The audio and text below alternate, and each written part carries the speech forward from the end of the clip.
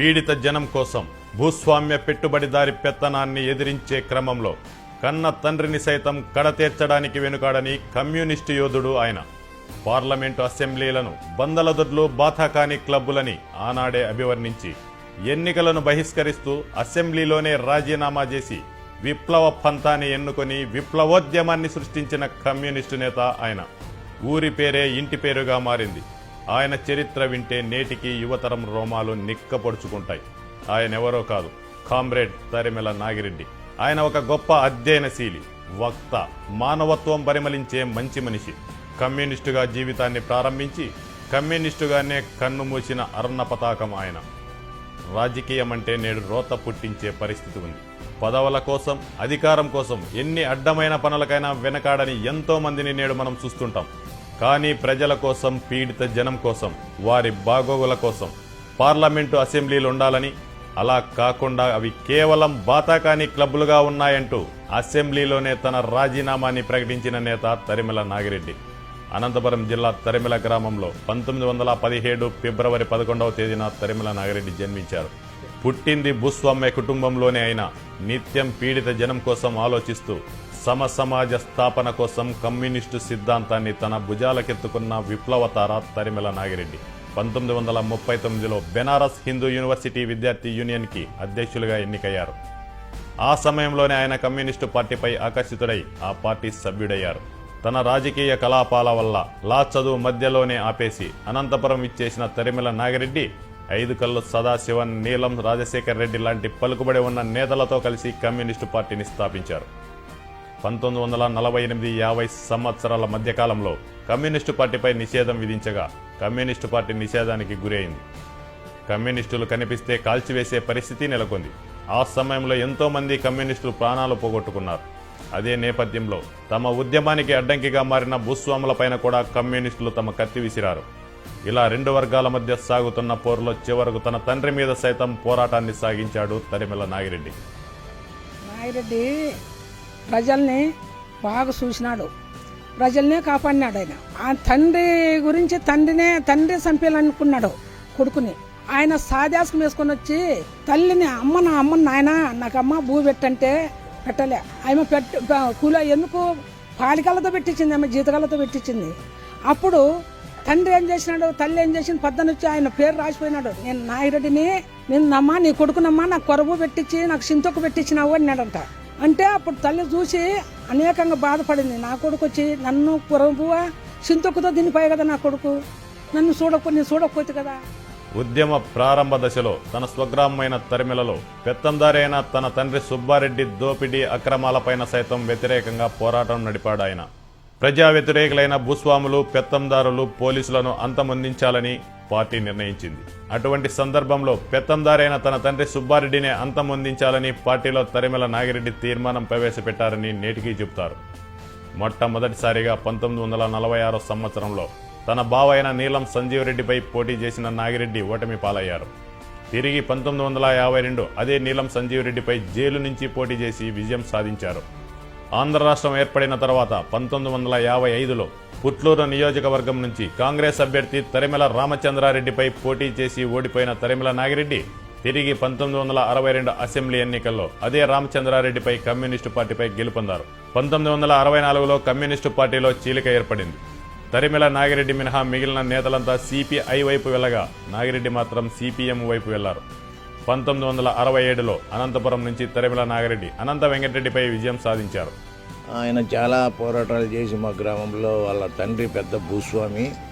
ఆయన ఎట్లా జైల్లో పరమ హింసలు పెట్టి ఆయన జైల్లో అన్నీ చేసి పారేకే 100 ఎకరాలు మాగాని ఆయన అంతా ఉద్దరు నీళ్లు పెట్టుకుంటా నీళ్లు కాలువ దొక్కుంటుంటే ఆ నీళ్లు లేకుండా చేసే పత్రాలన్నీ సించి పారేకే. కొన్ని పత్రాలన్నీ ఇచ్చిన వాళ్ళందరూ ఆయన పెద్ద భూస్వామి.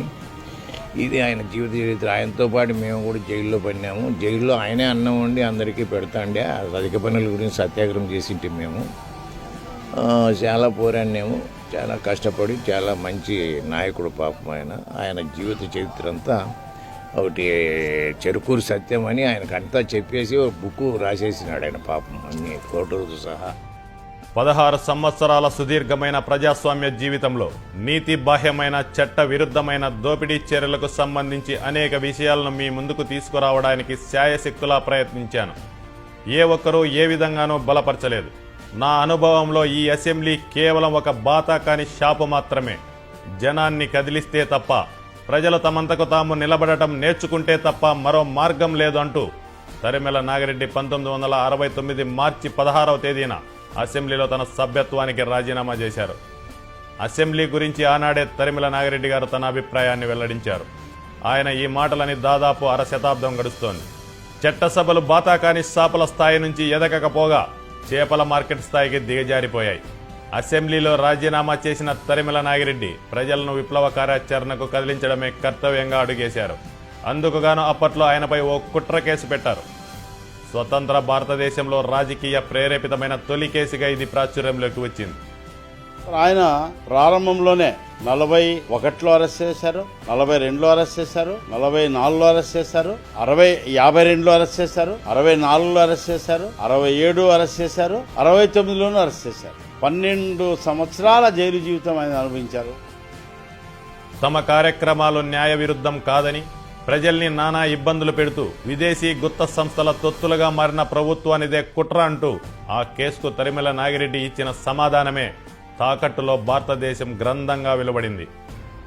జడ్జి గారు అడిగి, ఏమయ్యా నిన్ను జైల్లో వేసినారో నువ్వేం చెప్పుకుంటావు చెప్పండి అని అడిగిన సందర్భంలో నాగిరెడ్డి గారు చెప్పిన మాట ఒకటే, అయ్యా ఈ భారతదేశ వ్యవస్థ దుర్మార్గంగా కాంగ్రెస్ వాళ్ళు ఈ దేశాన్ని ఇతర దేశాలకు విదేశాలకి అమ్మే పరిస్థితిలో ఈనాడుంది. 9,000 అప్పులు ఉన్న 9,000 కోట్లు అప్పులు ఉన్న సందర్భంలో నాగిరెడ్డి గారు చెప్పిన మాట తాకట్లో భారతదేశం. ఈనాటికి అది భారతదేశ వ్యాప్తంగా అన్ని భాషల్లో ప్రింట్ చేయబడింది. అట్లాంటి తత్వశాస్త్రం అర్థశాస్త్రానికి సంబంధించిన పుస్తకం మరో రాలేదని అనేక మంది చెప్పిన విషయాలు. తరిమెల నాగిరెడ్డి జీవితం సగభాగం జైల్లోనే గడిచింది. తన బావ నీలం సంజీవ్ రెడ్డి రాష్ట్ర ముఖ్యమంత్రిగా ఉన్నప్పుడే ఎక్కువ కాలం తరిమెల నాగిరెడ్డి జైల్లో గడిపారట. తరిమెల నాగిరెడ్డి అజ్ఞాతంలోకి వెళ్లిపోయి దేశవ్యాప్తంగా ఉన్న వివిధ విప్లవ పార్టీలను ఐక్యం చేసే ప్రయత్నం చేశారు.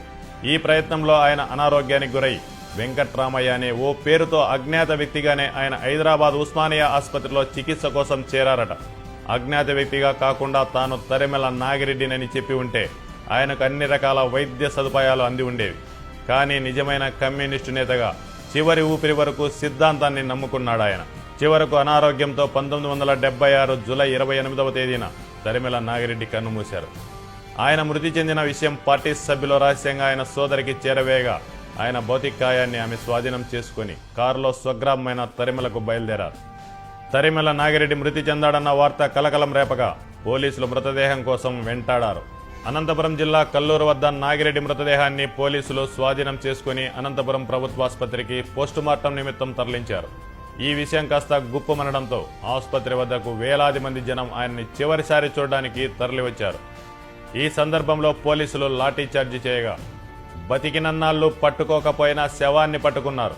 వారి నాయకుణ్ణి జనం చూసుకొనివ్వండి, ఎందుకు తరుముతారు అంటూ అక్కడే ఉన్న నీలం సంజీవ్ రెడ్డి వ్యాఖ్యానించారట. తరిమెల నాగిరెడ్డి మృతి చెందిన జనం మాత్రం నమ్మలేదు. ఆయన బతికే ఉన్నాడన్న భావనతో ఉండిపోయారట. అంటే ప్రజల్లో తరిమెల నాగిరెడ్డి అంతటి స్థానాన్ని సంపాదించారు. ఊపిరి ఉన్నంతకాలం ఆయన కమ్యూనిస్టుగానే జీవితాన్ని గడిపారు. చివరకు కమ్యూనిస్టుగానే కన్ను మూశారు. పదవులు ప్రజాసేవకే కానీ ఆస్తులు అంతస్తుల కోసం కాదన్న విషయానికి తరిమెల నాగిరెడ్డి నిలువెత్తు రూపం. ఆయన ఆశయాలను పంచుకునే వారసులు దేశవ్యాప్తంగా వేలకు వేల మందే ఉన్నారనడంలో అతిశయోక్తి లేదు.